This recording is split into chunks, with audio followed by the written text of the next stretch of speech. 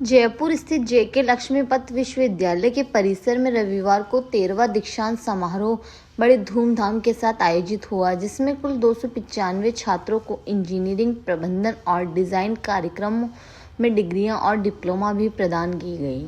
इस वर्ष छात्राओं ने शानदार उपलब्धि दर्ज की और 10 में से 9 स्वर्ण पदक अपने नाम किए, जिससे शैक्षणिक क्षेत्र में महिला छात्रों की उत्कृष्टता एक बार फिर सामने आई। समारोह के मुख्य अतिथि आर गोपाल कृष्ण थे, जो एक प्रसिद्ध लेखक, कॉर्पोरेट सलाहकार और टाटा सन्स लिमिटेड के पूर्व निदेशक रह चुके हैं। यह कार्यक्रम विश्वविद्यालय के संस्थापक दिवस के अवसर पर भी आयोजित किया गया, जिसे संस्थापक और प्रसिद्ध उद्योगपति लाला लक्ष्मीपत सिंघानिया की जयंती पर मनाया जाता है। दीक्षांत समारोह की शुरुआत जेकेएलयू के प्रो चांसलर हर्षपति सिंघानिया के स्वागत संबोधन से हुई, जिसमें उन्होंने सभी विशिष्ट अतिथियों, छात्रों और अभिभावकों का स्वागत किया और जेके समूह की 140 वर्षों की उत्कृष्टता और राष्ट्र निर्माण की विरासत को रेखांकित भी किया। उन्होंने लाला लक्ष्मीपत सिंघानिया के भारत औद्योगिक विकास और सामाजिक परिवर्तन में दिए गए महत्वपूर्ण योगदानों को भी नमन किया।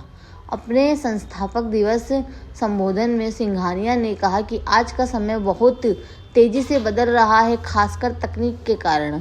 ऐसे दौर में सबसे ज़रूरी बात यह है कि हम सवाल पूछ सकें, चीज़ों को समझने की कोशिश करें और नए अवसरों के बारे में भी सोचें। असल में शिक्षा का मतलब सिर्फ जानकारी लेना नहीं, बल्कि ऐसा सोच विकसित करना है जिससे हम नई दिशा और मुश्किल परिस्थितियों को समझदारी, जिज्ञासा और जिम्मेदारी के साथ संभाल सकें।